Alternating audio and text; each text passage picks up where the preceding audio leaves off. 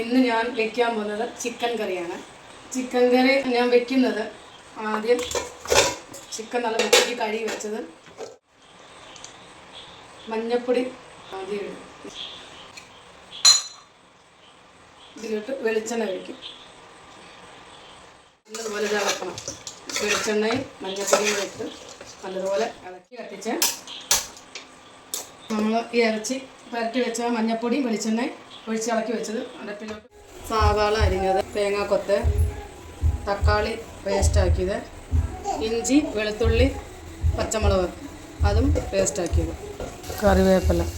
ആദ്യം വെളിച്ചെണ്ണ ഒഴിച്ച് വെളിച്ചെണ്ണ ചൂടായ ശേഷം സവാള ഇട്ട് കൊടുക്കണം.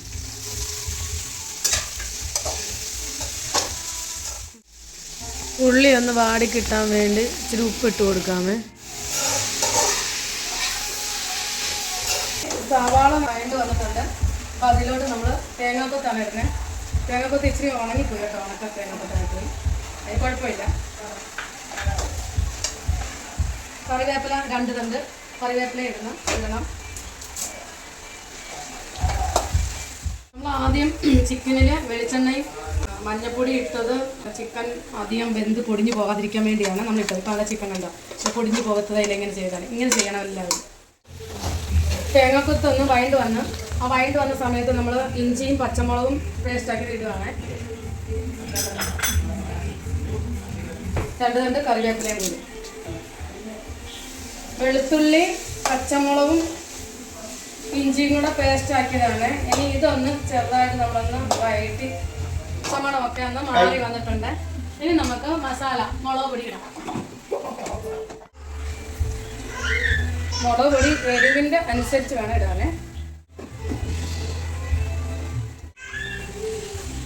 മല്ലിപ്പൊടി ഇനി ഒന്ന് ഇളക്കി കൊടുക്കാം.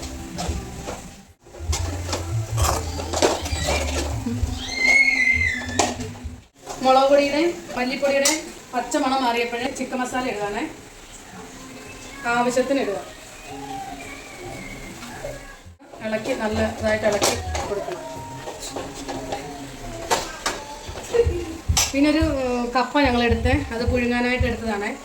അപ്പം നമുക്കൊന്ന് തോന്നി കപ്പ കൊടുക്കും, ഇതിനും കൂടെ നല്ലതാകുന്നു. അതിന് കപ്പ എടുത്തതാണ്. എല്ലായിടും നല്ല മഴയാണ് അല്ലേ? നിങ്ങളുടെ അവിടെയൊക്കെ മഴയുണ്ടോ? ഇതിപ്പോൾ മഴയാണ്, മുറ്റത്ത് ഇറങ്ങാൻ പാടില്ല. ഇനി നമ്മൾ തക്കാളി പേസ്റ്റ് നല്ലതായിട്ട് ഇളക്കി എടുക്കണം. അടിയിലൊക്കെ പിടിക്കാതെ ഇളക്കി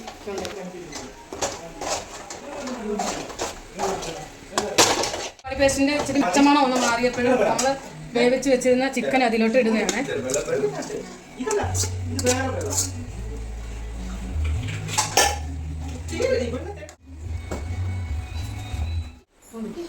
ഇനി നമ്മൾ വീട്ടിൽ പൊടിച്ച ഗരം മസാല,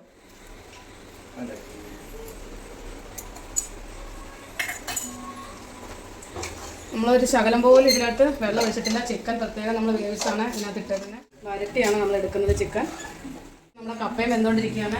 കപ്പ ഒന്ന് തിളച്ച് വന്നിട്ടുണ്ട്. ശകലം ഉപ്പിടുന്നേ.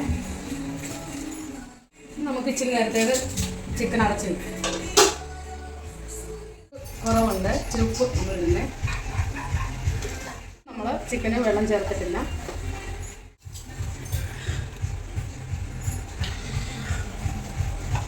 കടുക് താളിക്കുകയാണേ.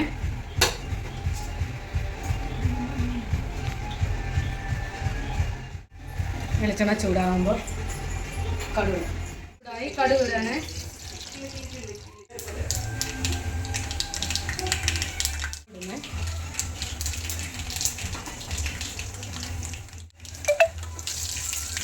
രണ്ട് തണ്ട് കറിവേപ്പിലയും കൂടെ ഇടുകയാണ്.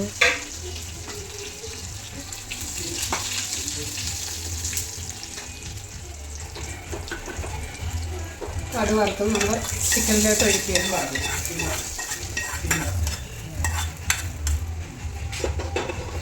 കടുക് വറുത്ത ഉടനെ തന്നെ നമ്മൾ ഇച്ചിരി നേരം ഒന്ന് അടച്ച് വെക്കണം. നമ്മുടെ കപ്പയും ചിക്കൻ കറിയും റെഡി ആയിട്ടുണ്ട്.